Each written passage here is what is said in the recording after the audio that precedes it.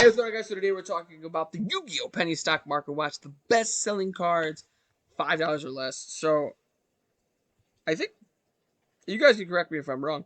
I think these were the same last week. Patchwork, Pot of Extravagance, Branded in Red. I think so.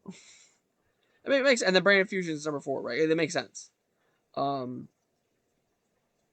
there's a lot of different versions of Branded that you can do, but there's really only one version of Branded that works, and that's Despia, right? And we've seen Pfeiffer Patchwork, we've seen Branded Red, we've also seen this card as well, Edge of Chain. They're the main reason as to why, right? Oh, this card is interesting. So on my last video, someone commented, I saw that, I just wanted to say that I saw that. Um, there was a new wave of support for level 2 monsters, or it was like a new archetype, or just something like that, something along those lines. And that in a lot of cases, that's the type of thing that will spike up a card, right? And we talked about that on the last video, right? But this card, before you think that that's what this card has almost always been relatively expensive. And by relatively expensive, I mean in the sense that Dupe Frog, which is also needed in the same package, is like a 64-cent card. I mean that structure freeze chip just came out. This is a 50-cent card. You can get mod plays for 36 cents if you'd like. Rodent Totem, also from the structure deck. It was kind of crazy. Swamp Frog didn't get a reprint in the structure deck. And that's the thing too. Yes, I mean there's only 3 versions of this card too, but they have been more readily available. Rodent Toad and Dupe Frog have been more readily available, but this is a big reason why. If we just go to near mints, this card is kind of like $1.30, I guess. The point that I'm trying to make is that you need Rodent Toad and Swamp Frog and Dupe Frog, usually for all the same thing. But, you know, we even just saw it there. Rodent Toad's most expensive copy was $11, right? The ultimate Swamp Frogs are $249.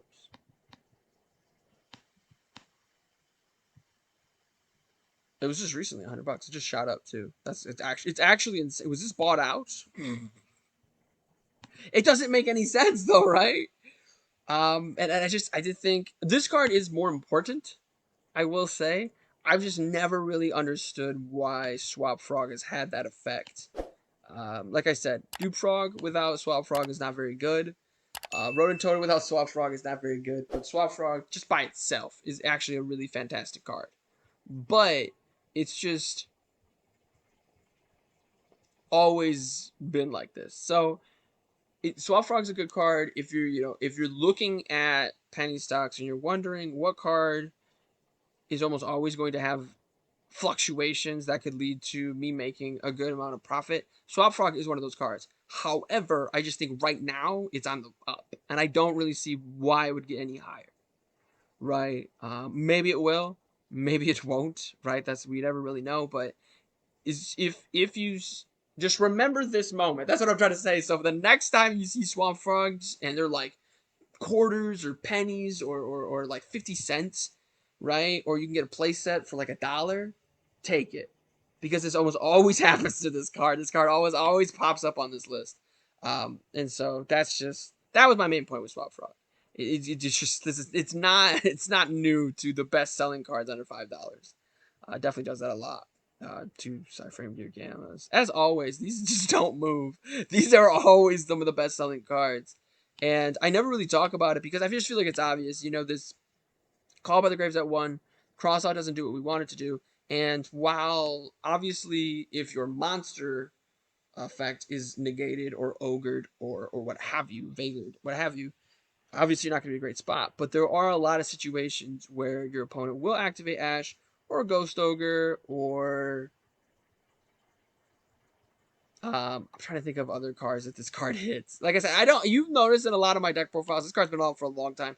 I never have this card in my deck profile. I've never really been a big fan of Gamma because you do have to run the driver, and because I think there's a lot of instances and circumstances where it's just not very good. However, there are also a lot of instances and situations where it is very good, right? So I just feel like going second, Valor, Impermanence because it dodges this. They're just kind of better for negating monster effects. Going well, it's I guess going second while you're using your hand traps. I meant like really when it's not your turn, because when it is your turn, you can't turn these into link material. You can't turn these into secret material, and that is a positive of this, right? I've never been a big fan of Cypher Gear Gamba, but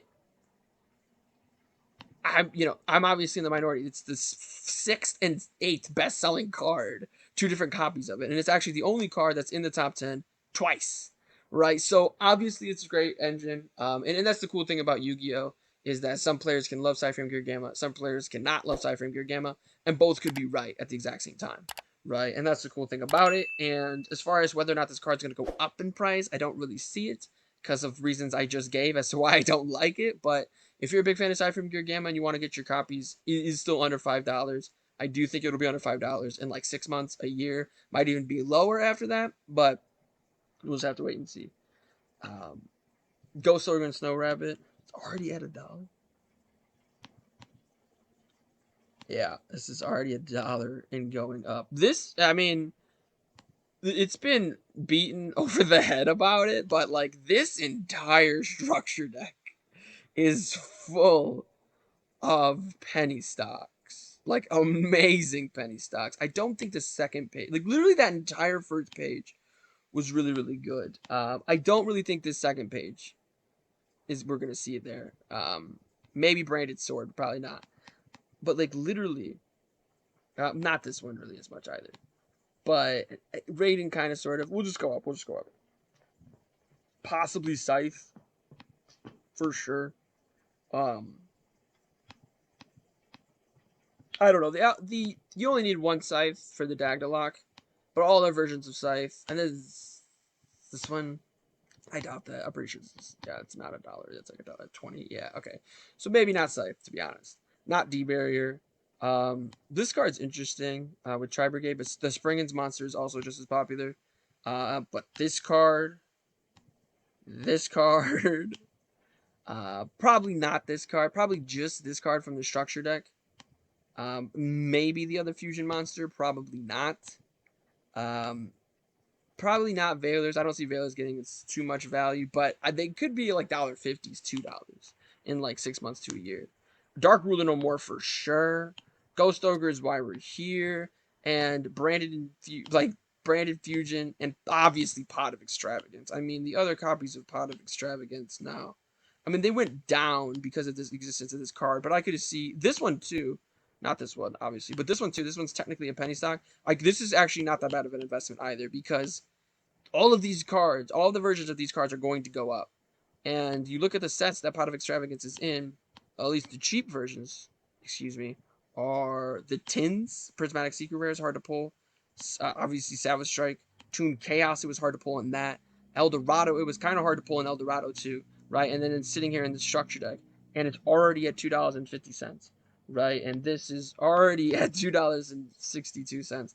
And the Dark Ruler No Mores, to do this real quick, $1.50 for the Spirit Charmers ones. Yeah, the two structure decks in a gold series, these could all be worth $10 in like 2 to 3 years. I'm being dead serious. Like, don't hold me to that and find me in 3 years and tell me like that these cards are not worth $10. But two structure decks in a gold series from 3 years ago.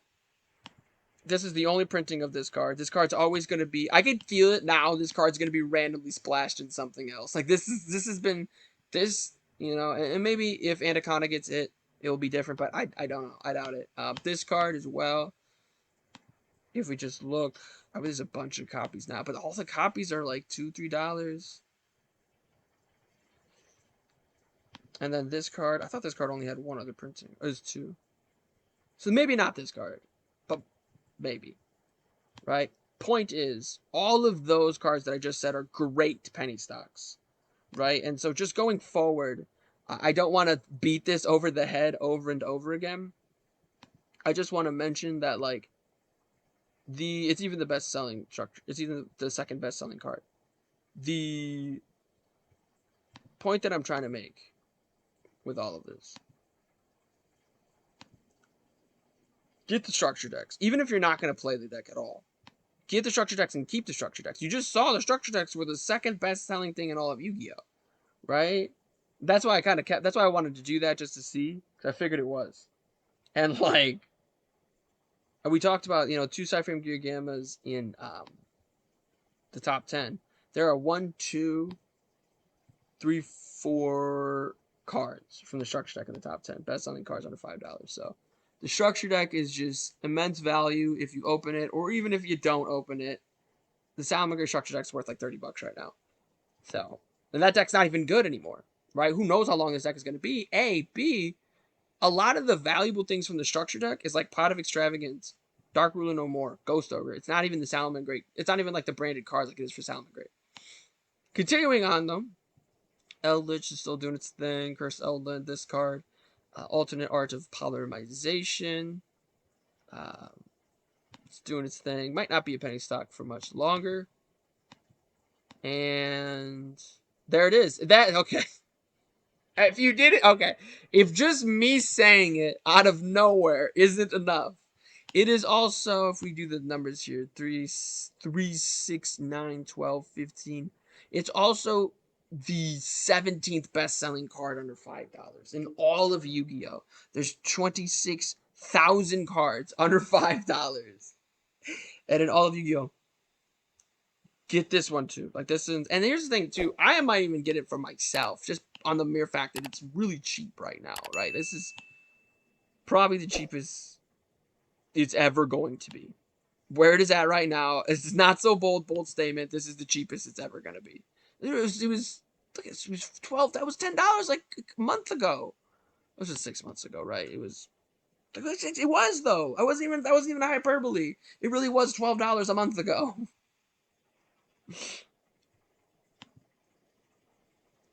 Get them while you can. Cosmic Cyclone's doing its thing. Cyber Dragon, that's pretty neat. Invocation from Eldorado, and then of course Fractal. I did just wanted to mention this real quick, probably because I'm a little biased. Fractal is an interesting card to look at. Only 2 copies, the regular version and the tin version. Sometimes that takes off, and back-to-back ban lists, Konami has hit Zodiac and Lyricist. Right? Why did Zodiac and Lyricist get hit? Right? Because those decks have been around for a long time. They haven't really been that good for a while. It's because they were being morphed with Tri-Brigade. And the reason I'm bringing that up now is because I don't think Konami is ever going to hit Tri-Brigade. Konami never really hit Burning Abyss. I know Searing Graph were at 1, but that was what never really affected them. Like, it doesn't affect them as much as the Sky Striker cards are at 1, right? It's just because of the recyclability, right? If that's a word. They never really hit Eldritch. They haven't ever hit Altergeist. They haven't ever hit like the Invoked package. And there's a good amount of decks that like Konami just doesn't touch ever, even though it's almost always been good. And I think Tri-Brigade is on the list. I think Tri-Brigade made the short list. So don't be surprised if in a year we're coming back and we're looking at this like, oh my gosh, this deck, all of the Tri-Brigade stuff is worth so much because it's not as much in circulation. These are the most recent Megatins. They're still out. I was literally just at GameStop the other day. They're still sitting right there. And once they're out of circulation and Tri-Brigade remains to be a fantastic deck, tier 2, tier 1.5 strategy, these cards are going to go up in price, right? But the reason I said I might be a little biased is because the deck I'm playing right now is Tri-Brigade branded, right? So I am a little biased. Don't get this card. Nobody is running this card. I'm running that actually segues really well into talking about this card. I'm only running 1 copy right now in my Tri-Brigade branded deck. Maybe 2 is better, so you could get off 2 branded fusions in 1 duel. But honestly, never seeing the card feels pretty nice. It's really like, don't buy this version of this card. This card's not. No version of any All Best deck runs 3 of this card. But let me know what you guys think. What are the best selling cards under $5? What are the best also sets too? Like, it's not just me that can talk about, oh, get Dual Devastator, get the structure decks, get the Alpha Strike structure deck, and the other structure deck that Dark Ruler No More was in. I'm forgetting this, the Spellcaster deck, right? What are things like that you guys are seeing? Things like products that you go and you're like, man, there's so many of these and they're on sale. Why is nobody picking these up, right? Let me know in those comments down below. Make sure you guys click that like button to show your support for the channel. Subscribe for even more content. But most importantly of all, have a good day.